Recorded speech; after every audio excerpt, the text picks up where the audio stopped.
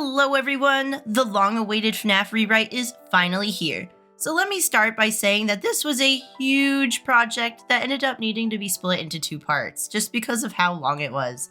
I'm talking we're hitting 30 to 45 minutes with both parts together, and honestly, I needed a break, and I wanted to add more comic panels to the last part since it was just severely lacking. Now, I do want to note that I am writing these as if they're a free roam fan game, just because I hate the idea of them being a true replacement for the original series. I love it, don't want to change it, it's great. Now before we jump in, don't forget to like, subscribe, and hit that notification bell. More content will be coming out, and if you're already coming back, why not? It helps out the channel, and it allows you to see more content. Alright, no more delays. Let's grab our tea and begin. It's a late, stormy night. It's cold as you breathe and disperse the dust hanging in the air. This friendly pizzeria that was full of light and laughter earlier in the day now seems dreary in the middle of the night. The darkness makes it feel as if the corridors never end, stretching into the abyss. It's so painfully quiet that you can only hear the sound of rain tapping on the roof and the windows. At least, this is what you walk into the first few nights you've been on the job. Yet, as of late, the tasks you've been asked to do become stranger and stranger. Taking out trash that simply doesn't smell right, clearing out bins of lost and found items that are heaping full, and cleaning various parts of animatronics left in the parts and service room that seem to be covered in strange, sticky substances. Not only have these tasks become very odd, but the once still animatronics have now become active. You didn't really think that was possible, but then again, management had notified you that this was becoming a thing. Something about the parts in the animatronics starting to get locked up inside if they weren't allowed to move. You thought nothing of it. Maybe the machines were just programmed to walk around in the main area. But you quickly learned that wasn't the case. Bonnie was the first to greet you in a very unpleasant fashion, showing up at your left door and nearly giving you a heart attack. The rabbit looked at you, its cold metal eyes staring through your soul. Something was wrong. That mascot somehow, some way, looked vicious. It was as if it wanted you gone. You didn't belong, and you were not meant to be here. You managed to hit a button to prevent Bonnie from getting in. Instead, the bunny slammed his body into the metal door and stumbled backwards. Realizing he couldn't get in, Bonnie turns to look at you through the window. You know it's after you, and now the others might be on their way. Despite your heart pounding and terror racking your body, you remember what management had told you. At 6 a.m., all the animatronics should return to the stage and reset their positions to start the next day. They did not say that it would, only that it should. It was a glimmer of hope at the very least. There are two ways to continue this game. You can continue like the original games using the camera system and only surviving till 6 a.m. Or you could brave going out and completing the tasks given you despite the animatronics hunting you. You don't have to complete any or all of the tasks, as it doesn't prevent you from going to the next night. It does make it impossible to unlock the other endings though. Now, tasks would be relatively mundane. Things like maintenance, preparing for the next morning, things like that. Some nights there might be things that are a bit more strange, such as finding Chica's cupcake, or things that might be hints to related lore. Things like disposing of bloody lost and found items. If you choose to finish objectives, sometimes you can find tools that can help you along the way. After all, you're trying not to get killed, and you're gonna need more than a flashlight sometimes. As you gather these tools, some of them will allow you to temporarily incapacitate or distract the animatronics. This will be especially helpful because at the end of the night, the animatronics will head for one of the two exits, trying to prevent you from leaving. Your night is only actually over once you leave the building. Now, while you're trying to handle all of this, you'll begin to access different endings, Easter eggs, and find files with lore deep within the higher-ups' offices. These files will contain things about Remnant, new animatronics, and internal review articles about major Fazbear Entertainment events that were said to just be rumors. PR is working overtime to rewrite history by hiring an indie developer and passing it off as if he's some kind of nutcase. There will also be sticky notes scattered across the area. These will be talking about arcade machines and a hidden plush somewhere around the building. If you pay attention to the sticky notes, your clues will lead you deeper into arcade storage. You'll eventually find 3 8-bit arcade machines that will tell you a story. These will tell you the story of William Afton, the children, and the ultimate fate of them via the original 8-bit minigames. Specifically, Foxy runs into the room to surprise the kids, the Give Gifts minigame, as well as the Save Them minigame. Now, in order to account for the puppet, since she is seen within the 8-bit minigames, I would place hints of the puppet in drawings around the pizzeria and a closed gift box tucked away in the back with some caution tape. It's clearly not meant to be messed with. Now, there are going to be 3 different endings. The first ending would be where you found basically nothing, and you end up escaping with no resolution, leaving you with a scene where your character wonders what happened. The news on the TV states that the establishment has closed due to unexpected issues.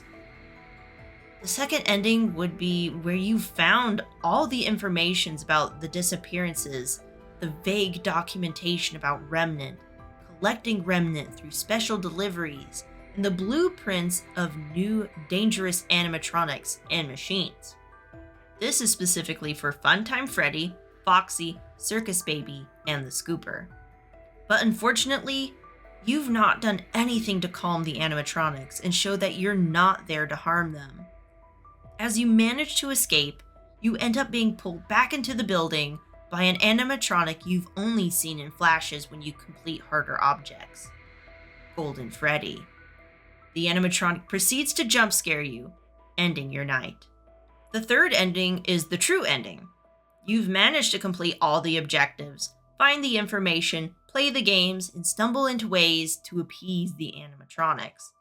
This is done by finding plushies that represent the animatronics and presenting them with an item that you've obtained. When you've done this, the plush will perk up and look gleeful. Chica will be the easiest, simply having to find her cupcake toy and join her.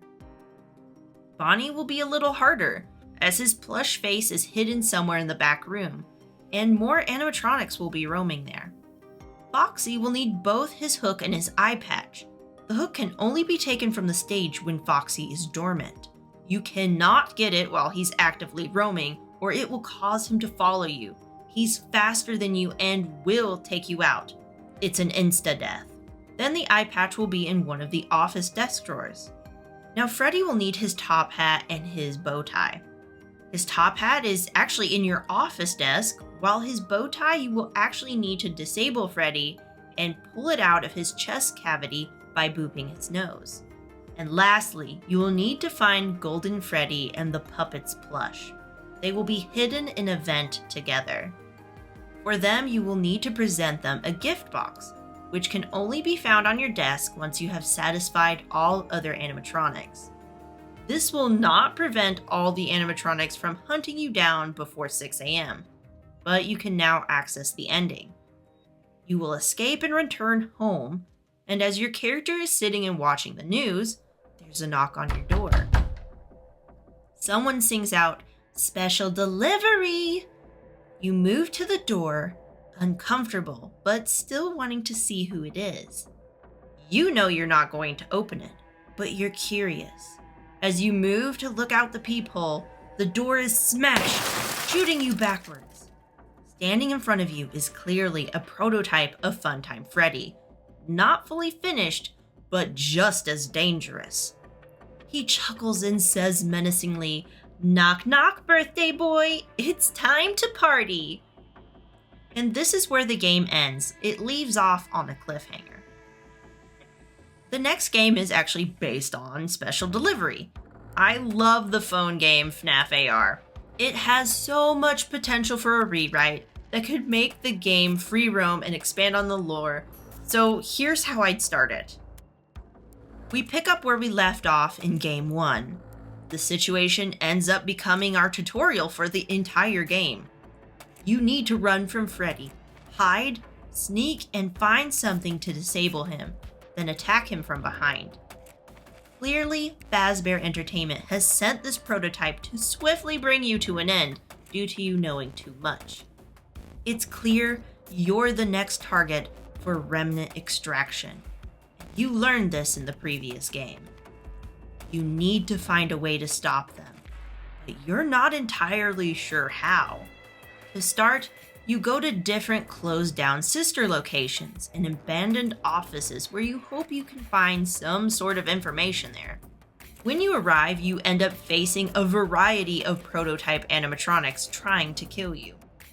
This is an excellent opportunity to show off some of the animatronics that were in the AR game that were never seen by most people, because they never played it.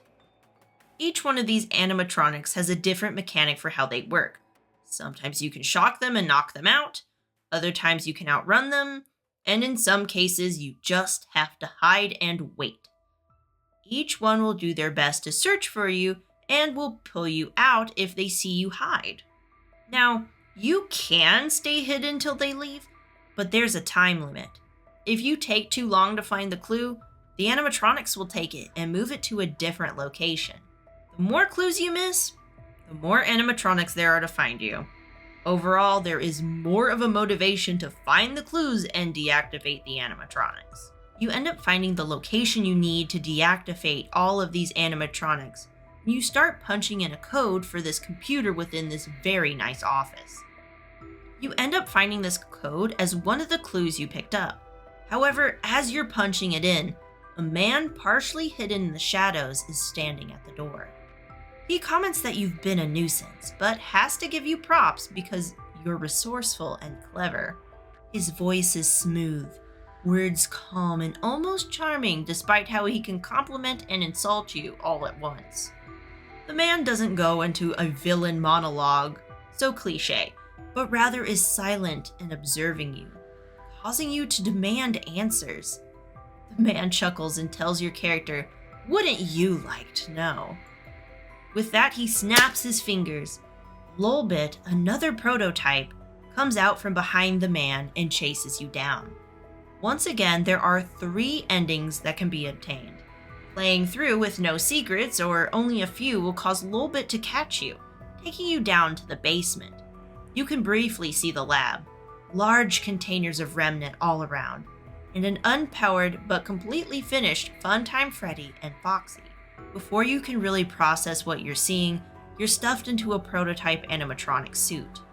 The shadowy man chuckles and thanks you, telling you you'll make for great remnant. The next ending is if you can find all of the plushes scattered around these different areas, you can play a minigame.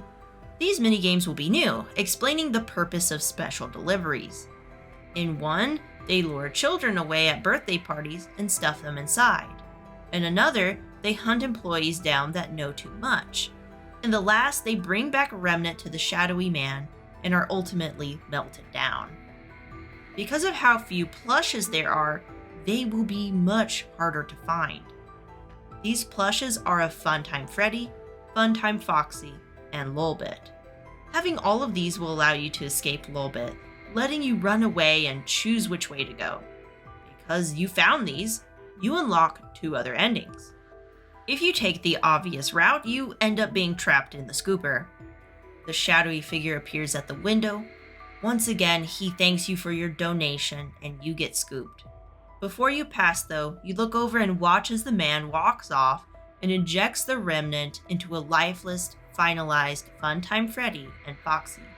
Now they are very much alive. Then the screen goes black. If you take the route from the blueprints you found during your hunt for clues, you end up going down the not so obvious route. Going this way allows you to escape.